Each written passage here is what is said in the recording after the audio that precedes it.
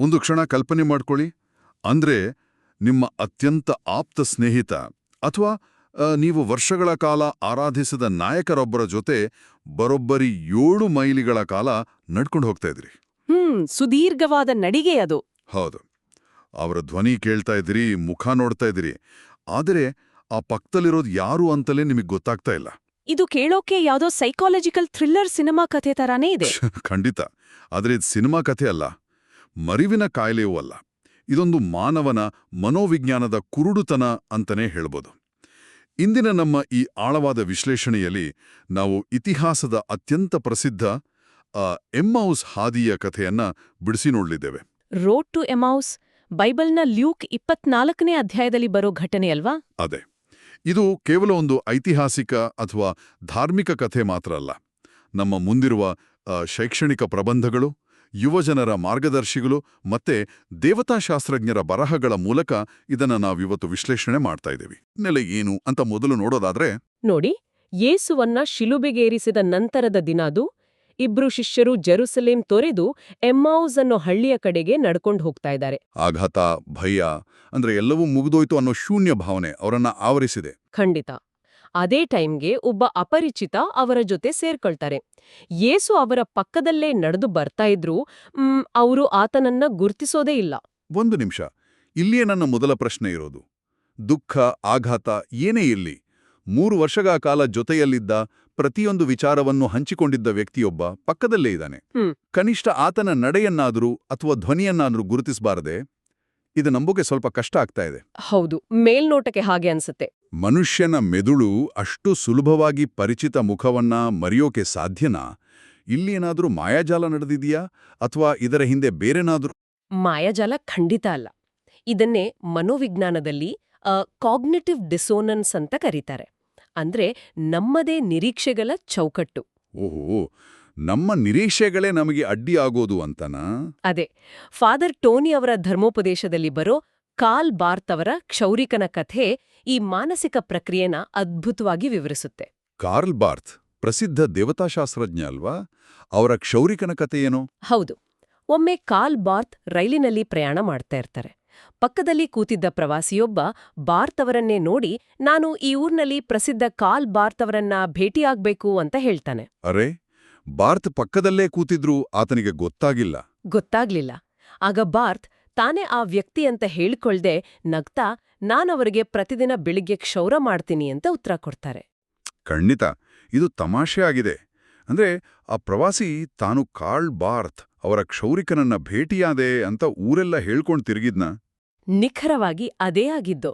ನೋಡಿ, ಆ ಪ್ರವಾಸಿಯ ಪಕ್ಕದಲ್ಲೇ ಆ ಪ್ರಸಿದ್ಧ ವ್ಯಕ್ತಿ ಇದ್ರು. ಆತನನ್ನ ಗುರ್ತಿಸೋಕೆ ಆತ ವಿಫಲನಾಗ್ತಾನೆ. ಯಾಕೆಂದ್ರೆ ಆತನ ಮೆದುಳು ಅದನ್ನ ನಂಬೋ ಸ್ಥಿತಿಯಲ್ಲಿರಲಿಲ್ಲ. ಹೌದು. ಕಾರ್ಲ್ ಬಾರ್ತ್ ರೈಲಿನಲ್ಲಿ ಒಬ್ಬ ಸಾಮಾನ್ಯ ಪ್ರಯಾಣಿಕನಂತೆ ನನ್ನ ಪಕ್ಕ ಕೂತ್ಕೊಳ್ಳೋಕೆ ಸಾಧ್ಯನೇ ಇಲ್ಲ ಅಂತ ಆತನ ಮೆದುಳು ಮೊದಲೇ ನಿರ್ಧರಿಸ್ಬಿಟ್ಟಿತ್ತು. ಓ, ಎಮ್ಮೌಸ್ ಹಾದಿಯ ಶಿಷ್ಯರ ಕಥೆಯೂ ಇದೇ ತರ್ಕನ ಅನುಸರಿಸುತ್ತಾ? ಖಂಡಿತವಾಗಿ.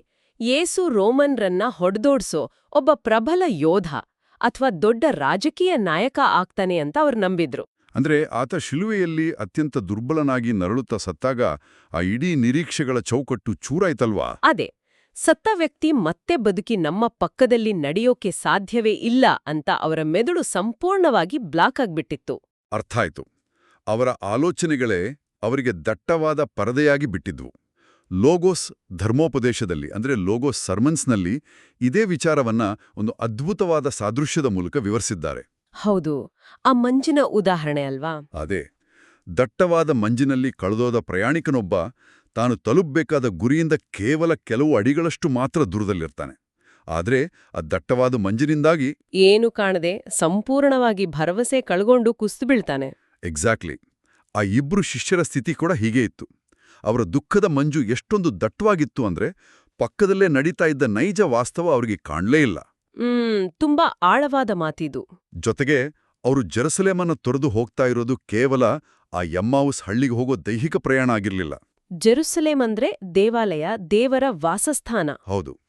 ಅವರು ಆ ನಗರದಿಂದ ದೂರ ನಡೀತಾ ಇದ್ದಾರೆ ಅಂದ್ರೆ ತಮ್ಮ ನಂಬಿಕೆಯಿಂದಲೇ ಅವರು ದೂರ ನಡೀತಾ ಇದ್ದಾರೆ ಅಂತ ಅರ್ಥ. ಖಂಡಿತ. ಆ ಕತ್ತಲೆಯಲ್ಲಿ ಆ ಅಪರಿಚಿತ ಗುಪ್ತ ಸಂಗಾತಿಯಾಗಿ ಅವರ ಪಕ್ಕದಲ್ಲೇ ನಡೀತಾನೆ. ಗಮನಿಸಿ, ಆತ ತಕ್ಷಣವೇ ತಾನು ಯಾರು ಅಂತ ಹೇಳ್ಕೊಳ್ಳೋದಿಲ್ಲ. ಬದಲಾಗಿ ಅವರು ಹೇಳೋದನ್ನೆಲ್ಲ ಅವರ ಹತಾಶೆಯನ್ನ ತಾಳ್ಮೆಯಿಂದ ಕೇಳಿಸ್ಕೊಳ್ತಾನೆ. ಮನುಷ್ಯರು ತಮ್ಮ ಅತೀ ದೊಡ್ಡ ನಿರಾಶೆಯ ಕ್ಷಣಗಳಲ್ಲಿ ದಾರಿ ತಪ್ಪಿ ನಡೀತಾ ಇದ್ರೂ ದೈವಿಕ ಶಕ್ತಿ ಅವರ ಜೊತೆ ಗುಪ್ತವಾಗಿ ಹೆಜ್ಜೆ ಹಾಕುತ್ತೆ ಅನ್ನೋದರ ಸಂಕೇತ ಇದು. ಹೌದು. ತಜ್ಞರಾದ ಡೇವಿಡ್ ಲರ್ಟಿಸ್ ಮ್ಯಾಟ್ಸನ್ ತಮ್ಮ ಪ್ರಬಂಧದಲ್ಲಿ ಇದನ್ನೇ ಬಿಡಿಸಿ ಹೇಳ್ತಾರಲ್ವಾ? ಹೌದು. ಯೇಸು ಅವರ ಜೊತೆ ನಡೀತಾ ಹಳೆಯ ಧರ್ಮಗ್ರಂಥಗಳನ್ನ ಉಲ್ಲೇಖ ಮಾಡ್ತಾನೆ. ಶಿಲುಬೆಯ ಮರಣ ಸೋಲಲ್ಲ, ಅದು ಒಂದು ವಿಶಾಲವಾದ ದೈವಿಕ ಯೋಜನೆಯ ಭಾಗ ಅಂತ ವಿವರಿಸ್ತಾನೆ. ಆದ್ರೆ ಇಲ್ಲಿಯ ದೊಡ್ಡ ವಿಪರ್ಯಾಸ ಇರೋದು, ಅವರು 6-7 ಮೈಲಿಗಳ ಕಾಲ ಧರ್ಮಗ್ರಂಥಗಳ ಬಗ್ಗೆ ಆಳವಾದ ತಾರ್ಕಿಕ ಚರ್ಚೆ ಮಾಡ್ತಾರೆ. ಆತ ಮಾತಾಡ್ತಾ ಇದ್ದಾಗ ಆ ಶಿಷ್ಯರ ಹೃದಯ ಉರಿಯಲಾರಂಭಿಸುತ್ತೆ ಅಂತ ಮೂಲಗಳು ಹೇಳ್ತವೆ. ಆದ್ರೂ ಅವರಿಗೆ ಆತನಾರು ಅಂತ ತಿಳಿಯೋದಿಲ್ಲ. ಹೌದು. ಬರೀ ಬೌದ್ಧಿಕ ಚರ್ಚೆಯಿಂದ ಅವರಿಗೆ ಜ್ಞಾನೋದಯ ಆಗಿಲ್ಲ.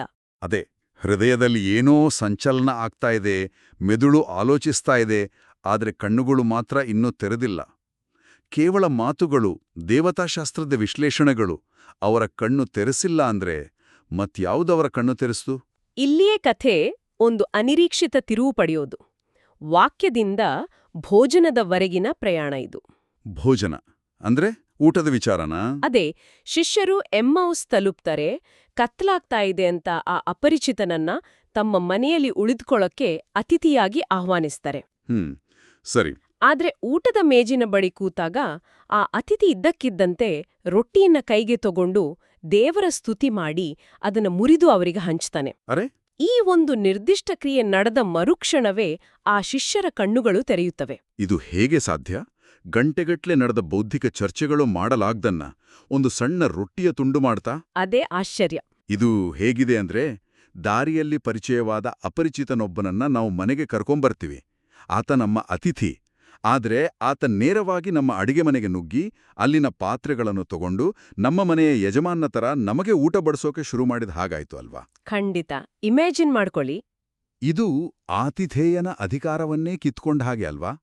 ಆ ಕ್ಷಣದಲ್ಲಿ ಇಡೀ ವಾತಾವರಣದ ಸಮೀಕರಣವೇ ಬದಲಾಗ್ಬಿಡುತ್ತೆ. ಹೌದು. ಈ ಅಡುಗೆ ಮನೆಯ ಅಧಿಕಾರದ ವಿಚಾರವನ್ನೇ ನಾವು ಇನ್ನಷ್ಟು ಆಳವಾಗಿ ನೋಡೋಣ. ಪ್ರಾಚೀನ ಮಧ್ಯಪ್ರಾಚ್ಯದ ಅಂದ್ರೆ ಆ ಮಿಡ್ಲ್ ಈಸ್ಟ್ ಸಂಸ್ಕೃತಿಯಲ್ಲಿ ಊಟದ ಮೇಜಿನ ನಿಯಮಗಳು ಅತ್ಯಂತ ಕಟ್ಟುನಿಟ್ಟಾಗಿದ್ವು. ಓಕೆ, ಹೇಗಿತ್ತು ಆ ನಿಯಮಗಳು? ಮನೆಯ ಯಜಮಾನ ಅಥವಾ ಆತಿಥೇಯ ಮಾತ್ರ ರೊಟ್ಟಿಯನ್ನ ಮುರಿದು ಹಂಚುವ ಅಧಿಕಾರವನ್ನ ಹೊಂದಿದ್ದ. ಇಲ್ಲಿ ಅತಿಥಿಯಾಗಿ ಬಂದವನು ಇದ್ದಕ್ಕಿದ್ದಂತೆ ಆ ಅಧಿಕಾರವನ್ನ ತನ್ನ ಕೈಗೆ ತಗೊಳ್ತಾ ಇದ್ದಾನೆ. ಅಂದ್ರೆ ಮನೆಯ ನಿಯಂತ್ರಣವನ್ನ ತನ್ನ ವಶಕ್ಕೆ ಪಡಿತಾ ಇದ್ದಾನೆ. ಎಕ್ಸಾಕ್ಟ್ಲಿ. ಡೇವಿಡ್ ಲರ್ಟಿಸ್ ಮ್ಯಾಟ್ಸನ್ ವಿವರಿಸೋ ಹಾಗೆ ಈ ರೊಟ್ಟಿ ಮುರಿಯುವಿಕೆ ಕೇವಲ ಆಹಾರ ಸೇವನೆಯಲ್ಲ. ಯೇಸು ತನ್ನ ಜೀವಿತಾವಧಿಯಲ್ಲಿ ಇದೇ ರೀತಿ 5,000 ಜನರಿಗೆ ಊಟ ಹಾಕಿದ್ದ. ಆಮೇಲೆ ತನ್ನ ಕೊನೆಯ ಭೋಜನದಲ್ಲಿ ಅಂದ್ರೆ ಆ ಲಾಸ್ಟ್ ಸಪ್ಪರ್ನಲ್ಲೂ ಕೂಡ ಇದೇ ರೀತಿ ರೊಟ್ಟಿ ಮುರಿದಿದ್ದಲ್ಲ. ಹೌದು. ಅಂದ್ರೆ ಆ ನಿರ್ದಿಷ್ಟವಾದ ದೈಹಿಕ ಕ್ರಿಯೆ. ಆತ ರೊಟ್ಟಿ ಮುರಿಯುವಾಗ ಆತನ ಕೈಗಳ ಚಲನೆ ಅವರ ನೆನಪಿನಾಳದಲ್ಲಿದ್ದ ಯಾವುದೋ ಒಂದು ಸ್ವಿಚ್ ಆನ್ ಮಾಡ್ತಾ. ಕೇವಲ ನೆನಪಲ್ಲ. 1ನೇ ಶತಮಾನದ ಯಹೂದಿ ಸಮಾಜದಲ್ಲಿ ಟೇಬಲ್ ಫೆಲೋಶಿಪ್ ಅನ್ನೋದು ಬಹುದೊಡ್ಡ ರಾಜಕೀಯ ಮತ್ತೆ ಸಾಮಾಜಿಕ ಅಸ್ತ್ರ ಆಗಿತ್ತು. Table fellowship? ಹೌದು. ಯಾರು ಯಾರೊಟ್ಟಿಗೆ ಊಟ ಮಾಡ್ತಾರೆ ಅನ್ನೋದು ಅವರ ಸಾಮಾಜಿಕ ಸ್ಥಾನಮಾನವನ್ನ ನಿರ್ಧರಿಸ್ತಾ ಇತ್ತು. ಆದ್ರೆ ಯೇಸು ಅಸ್ಪೃಶ್ಯರು, ಪಾಪಿಗಳು, ಬಡವರು ಎಲ್ಲರೊಂದಿಗೂ ಊಟ ಮಾಡ್ತಾ ಇದ್ದ. ಆತ ರೊಟ್ಟಿ ಮುರಿತಾ ಇದ್ದಾನೆ ಅಂದ್ರೆ ಅಲ್ಲಿ ಜಾತಿ, ವರ್ಗ, ಅಂತಸ್ತಿನ ಗೋಡೆಗಳು ಕುಸಿದು ಬೀಳ್ತಾ ಇವೆ ಅಂತ ಅರ್ಥ. ಎಲ್ಲರನ್ನೂ ಒಳಗೊಳ್ಳುವ ಆತನ ಆ ವಿಶಿಷ್ಟ ಗುಣ ಅಲ್ಲಿ ಪ್ರಕಟ ಆಗ್ತಾ ಇತ್ತು. ಅಂದ್ರೆ ಶಿಷ್ಯರ ಕಣ್ಣುಗಳು ತೆರೆದದ್ದು ಕೇವಲ ಆತನ ಮುಖವನ್ನ ನೋಡಿ ಅಲ್ಲ, ಬದಲಾಗಿ ಅಧಿಕಾರವನ್ನ ಮೀರಿ ನಿಲ್ಲುವ ಆತನ ಆ ಒಳಗೊಳ್ಳುವಿಕೆಯ ಕ್ರಿಯೆಯನ್ನ ನೋಡಿ. ಹೌದು, ಆ ಇನ್ಕ್ಲೂಸಿವಿಟಿಯನ್ನ ನೋಡಿ. ಬೌದ್ಧಿಕವಾಗಿ ಅರ್ಥವಾಗದ ಸತ್ಯ ಒಂದು ದೈಹಿಕ, ಸಾಮಾಜಿಕ ಕ್ರಿಯೆಯ ಮೂಲಕ ಅವರ ಅರಿವಿಗೆ ಬಂತು. ಇದು ಜ್ಞಾನದ ಬಗ್ಗೆ ನಮ್ಮ ಕಲ್ಪನೆಗಳನ್ನೇ ಬುಡಮೇಲು ಮಾಡುತ್ತೆ. ಜ್ಞಾನೋದಯ ಅನ್ನೋದು ಕೇವಲ ತರ್ಕಬದ್ಧವಾದ ಚರ್ಚೆಗಳಿಂದ ಅಥವಾ ಪುಸ್ತಕಗಳನ್ನು ಓದೋದ್ರಿಂದ ಬರೋದಿಲ್ಲ. ಖಂಡಿತ ಇಲ್ಲ. ಗಂಟೆಗಟ್ಲೆ ಉಪದೇಶ ಕೇಳಿದ್ರೂ ದಕ್ಕದ ಅರಿವು ಒಂದು ಸಣ್ಣ ದೈನಂದಿನ ಕೆಲಸದಲ್ಲಿ, ಆ ಊಟ ಹಂಚಿಕೊಳ್ಳೋ ಕ್ರಿಯೆಯಲ್ಲಿ ದಕ್ಕಿಬಿಡಬಹುದು. ಅದೇ ಅಲ್ವಾ ಇದರ ಸೌಂದರ್ಯ. ಆದ್ರೆ ಒಂದು ನಿಮಿಷ, ಆ ಮೂಲಗಳಲ್ಲಿ ಕೇವಲ ಈ ಸಾಮಾಜಿಕ ಬದಲಾವಣೆಯ ಬಗ್ಗೆ ಮಾತ್ರ ಹೇಳಿಲ್ಲ ಅಲ್ವಾ? ಆ ಊಟದ ಮೇಜಿನ ಘಟನೆಗೆ ಇನ್ನೊಂದು ಆಳವಾದ ಆಯಾಮ ಇದೆ ಅಂತ ಓದಿದ್ದೆ. ಅದುವೇ ಅತೀಂದ್ರಿಯ ಆಯಾಮ. ಹೌದು, ಮಿಸ್ಟಿಕಲ್ ಆಯಾಮ.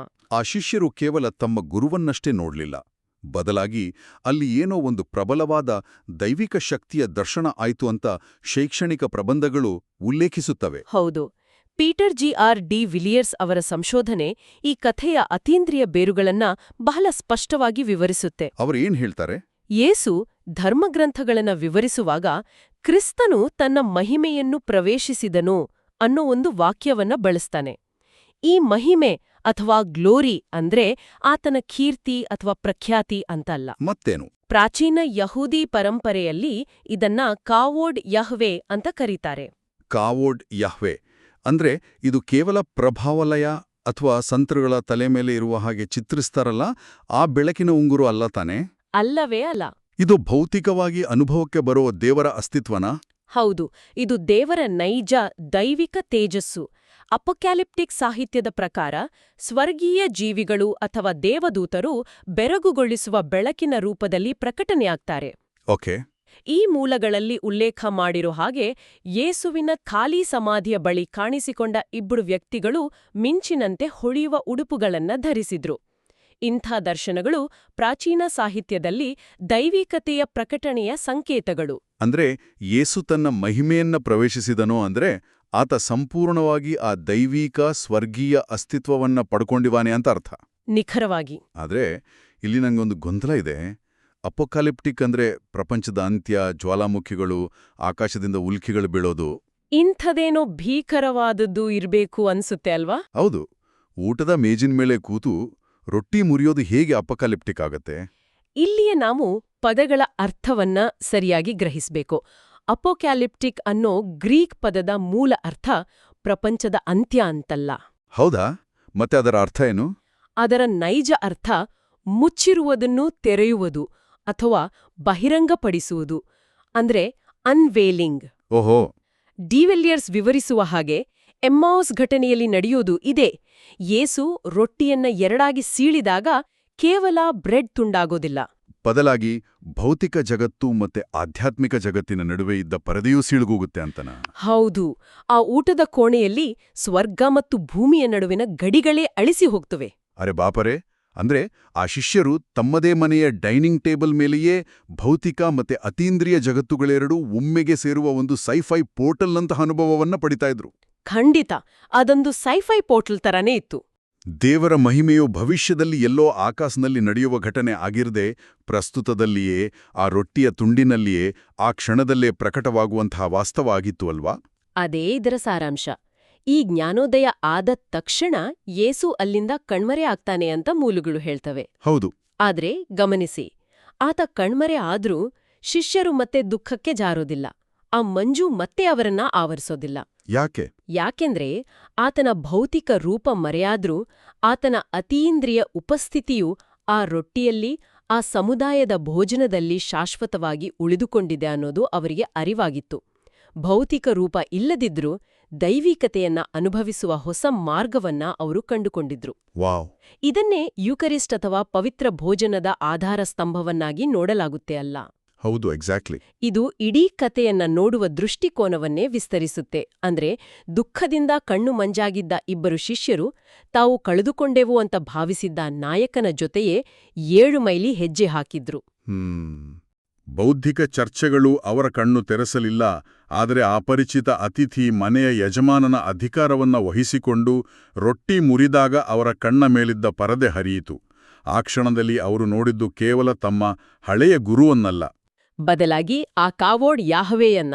ಹೌದು, ಇಡೀ ಬ್ರಹ್ಮಾಂಡದ ದೈವಿಕ ಅಸ್ತಿತ್ವವನ್ನ ತಮ್ಮದೇ ಮನೆಯ ಊಟದ ಮೇಜಿನ ಮೇಲೆ ಅವರು ಸಾಕ್ಷಾತ್ಕರಿಸಿಕೊಂಡ್ರು. ನೋಡಿ, ಈ ಆಳವಾದ ಅಧ್ಯಯನ ನಮ್ಮ ದೈನಂದಿನ ಜೀವನಕ್ಕೆ, ನಮ್ಮ ಇಂದಿನ ಸಮಾಜಕ್ಕೆ ಒಂದು ಪ್ರಬಲವಾದ ಅನ್ವಯವನ್ನ ಒದಗಿಸುತ್ತೆ. ಜ್ಞಾನೋದಯ ಅಥವಾ ಅತೀಂದ್ರಿಯ ಅನುಭವಗಳನ್ನ ಪಡೆಯಕ್ಕೆ ನಾವು ಕಾಡಿಗೋಗಿ ತಪಸ್ಸು ಮಾಡಬೇಕಿಲ್ಲ, ಪರ್ವತವನ್ನ ಹತ್ತಬೇಕಿಲ್ಲ. ಹೌದು, ಕೆಲವೊಮ್ಮೆ ಆ ಅರಿವು ಪಕ್ಕದ ಮನೆಯವರ ಕಷ್ಟ ಆಲಿಸೋದ್ರಲ್ಲಿ ಅಥವಾ ದಾರಿಯಲ್ಲಿ ಸಿಕ್ಕ ಅಪರಿಚಿತನೊಂದಿಗೆ ಮಾತಾಡೋದ್ರಲ್ಲಿ ಇರುತ್ತೆ ಅಲ್ವಾ? ಖಂಡಿತ. ಅಥವಾ ಸ್ನೇಹಿತರೊಂದಿಗೆ ಒಟ್ಟಿಗೆ ಕೂತು ಒಂದು ತುತ್ತು ಊಟ ಹಂಚ್ಕೊಳ್ಳೋದ್ರಲ್ಲಿಯೇ ಅಡಗಿರುತ್ತೆ. ಮನುಷ್ಯರ ನಡುವಿನ ನೈಜವಾದ ಅಡೆತಡೆಗಳಿಲ್ಲದ ಒಡನಾಟದಲ್ಲಿಯೇ ದೈವಿಕತೆ ಪ್ರಕಟ ಆಗುತ್ತೆ. ಇದು ನಮ್ಮನ್ನ ಒಂದು ಆಳವಾದ ಪ್ರಶ್ನೆಯೆಡೆಗೆ ಕೊಂಡೊಯ್ಯುತ್ತೆ. ದುಃಖ ಮತ್ತೆ ನಿರಾಶೆಯ ಕತ್ತಲೆಯಲ್ಲಿರುವಾಗ ನಮ್ಮ ಕಣ್ಣುಗಳು ಮುಚ್ಚಿಹೋಗಿವೆ ಅಂತ ದೂರುವ ಬದಲು ಆ ಕಣ್ಣುಗಳನ್ನು ತೆರೆಯಬಲ್ಲ ಸಣ್ಣ ಸಾಮಾಜಿಕ ಕ್ರಿಯೆ ಯಾವುದು ಅಂತ ನಾವು ಹುಡುಕಬೇಕಿದೆ. ಹೌದು. ಅತ್ಯುನ್ನತವಾದ ದೈವಿಕ ಸತ್ಯವು ಧೂಳಿನ ಹಾದಿಯಲ್ಲಿ ನಡೆಯುವ ಒಬ್ಬ ಅಪರಿಚಿತನ ರೂಪದಲ್ಲಿ ಅಥವಾ ಮೇಜಿನ ಮೇಲಿರುವ ಸಾಮಾನ್ಯ ರೊಟ್ಟಿಯ ತುಂಡಿನಲ್ಲಿ ಅಡಗಿರಲು ಸಾಧ್ಯವಾದರೆ, ನಮ್ಮ ಕಣ್ಣುಗಳು ತೆರೆಯುವುದನ್ನೇ ಕಾಯುತ್ತಾ ನಮ್ಮ ದೈನಂದಿನ ಜೀವನದ ಅತ್ಯಂತ ಸಾಧಾರಣ ದಿನನಿತ್ಯದ ಕ್ಷಣಗಳಲ್ಲಿ ಇನ್ಯಾವ ಅಸಾಧಾರಣ ವಾಸ್ತವಗಳು ಅಡಗಿರಬಹುದು. ಒಮ್ಮೆ ಯೋಚಿಸಿ.